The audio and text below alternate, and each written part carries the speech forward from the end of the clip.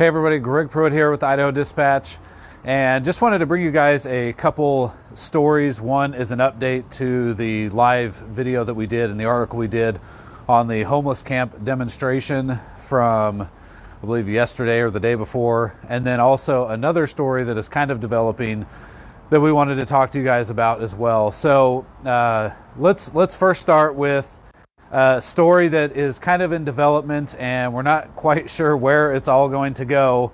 But for those that don't know, we wrote a story a few months ago about some letters that had been sent to lawmakers from an individual who claiming to be the Antichrist. And so we got a hold of one of those letters. We wrote a story about it. But there was no contact information for the individual who had sent these lawmakers these letters. And a couple months ago, I want to say in October or November, we got an email from the person who says that they had sent these letters to the lawmakers. So Idaho Dispatch sent them one email back asking a couple questions, and then they responded, and that was the extent of our communication with whoever this individual is that's sending lawmakers these letters. Well, about, I think, a month or so ago, some of the lawmakers got a package in the mail from this individual claiming to be Korihor, who is a Book of Mormon, a character from the Book of Mormon, and also claims to be the Antichrist. And in this package was this very long, I don't want to call it a manifesto, but some sort of book that maybe they had written. And also contained in there was the email chain, which was one email from me and two emails from this individual. But then they also attached a fake email pretending to be me. Okay, so this individual wrote a fake email to somebody named Dr. Gore, pretending to be me. And so we got a little bit more, I guess, concerned, if you want to use that word. But we reached out to our attorneys and said, hey, we've got a problem because now this guy is pretending to be the Idaho Dispatch. He's pretending to be a reporter for our organization. And yesterday, I got an email from the Idaho Statesman editor, Chad Kripe, with this exact same package with this fake email from pretending to be me. And so today we went and sat down with Idaho State Police and told them what was going on, gave them what we had, copies of what we had, just in case whoever this individual is takes it a step further from really weird and strange documents to doing something more. And so we'll have a press release coming out here in the next couple days, but just be aware that somebody pretending to be me and pretending to be with Idaho Dispatch is sending fake emails to legislators and to other media outlets here in Idaho. So we'll keep you updated on that. Now, I apologize, I got the equipment out of the rain, but I'm kind of in the rain / hail, snow, or whatever is kind of blowing through the Capitol right now. But across the street here, you should be able to see it a little bit, is the homeless camp demonstration that we told you guys about a few days ago. And we actually spoke, one of the questions that we saw quite a bit in the comments was, why are these individuals not being removed? You know, why is this stuff not being removed? And, you know, we would have loved to have actually talked to the demonstrators a few days ago, but as most of you know, there was someone there who has been in a number of political demonstrations, and they told the demonstrators there not to talk to us. Okay, so they didn't talk to us, so we couldn't actually get them on camera to talk about, you know, why they are out there. So we went and talked to the Idaho State Police. So first of all, we want to make sure that everybody knows this is state property, so the city of Boise can't do anything. But secondly, the encampment over there is only a political demonstration. So as long as, according to the Idaho State Police, as long as they are not sleeping in the tents, as long as the tents are not staked to the ground, as long as they do not put personal belongings in the tent, as long as they don't have open butane heaters, which they did have at the time I was there. I had seen a couple of them under the ground, or excuse me, on the ground, kind of under some tarps, so they weren't lit. But as long as the tents are only there as a political demonstration, they are allowed to do what they are doing, and it's protected. And there was a specific Supreme Court case, I don't remember what it was off the top of my head, but the Supreme Court did lay out some guidelines for individuals who want to protest in this fashion with these tents to be able to do that. And if you'll notice, the encampment is, or whatever you want to call it, is set up differently than when we recorded a few days ago. And so one of the requirements also is that they have to make sure that the grounds themselves are not damaged.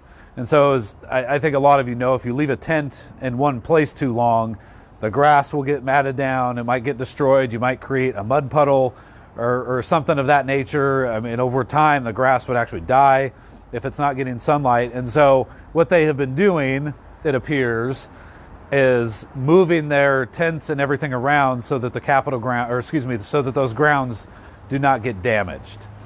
So, just to kind of recap real quick for those that weren't here in the beginning, what is happening across the street is legal as long as there are certain guidelines that are followed.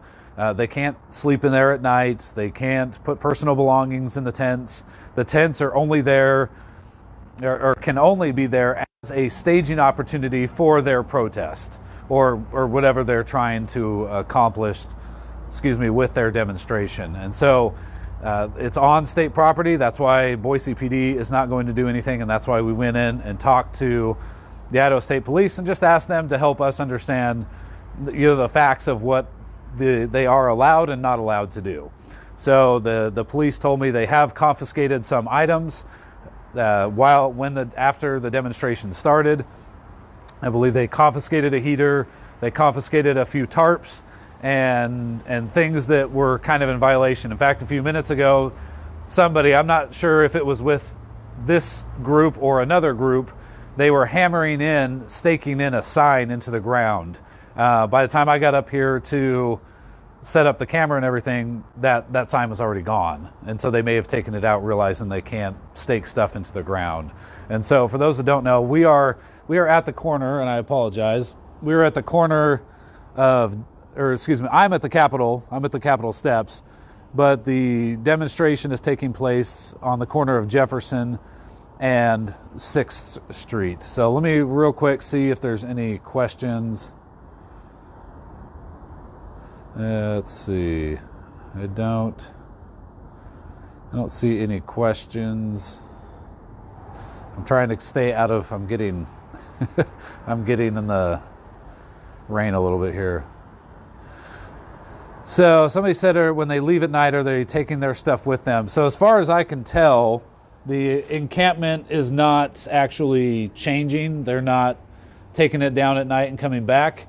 In theory, they could, make sure I don't fall down the steps here. In theory, they could leave it there, and I would imagine they're going to have to leave somebody there with the tents and everything to make sure that, somebody is watching it and they haven't just left stuff behind. So anyway, just wanted to give you guys a quick update and I guess some of the facts as it relates to what the Idaho State Police have told us as far as what the demonstrators are allowed to do and not allowed to do. But the short answer is they are not allowed to sleep in those tents, put personal belongings in those tents. They can only set it up as a demonstration.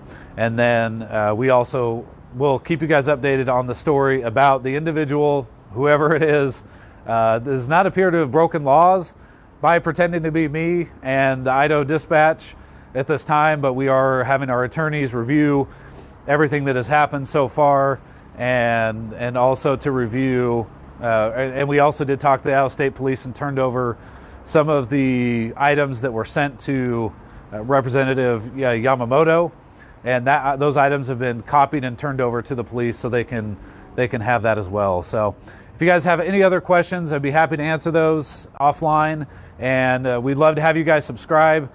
We told you that we have until about June, the beginning of June, for us to kind of reassess whether we can keep the Idaho Dispatch going. That ultimately comes down to you guys supporting the Idaho Dispatch and by subscribing and helping us do more. One of the things that we just started doing for paying subscribers was getting early access to our exclusive interviews. We released Representative Dorothy Moon's interview today, but subscribers had early access to that interview. And we're trying to do more for those who are supporting the Idaho Dispatch financially. I think we're at about 240 monthly subscribers. We've got to get to about 350 by June to really make sure that we can kind of keep this thing going. If not, we may move on to other endeavors if the market is simply not there to keep this effort going. So if you go to idahodispatch.com/subscribe, you can get subscribed and help us out. So again, if you guys have any questions, feel free to reach out to us. It's info@idahodispatch.com.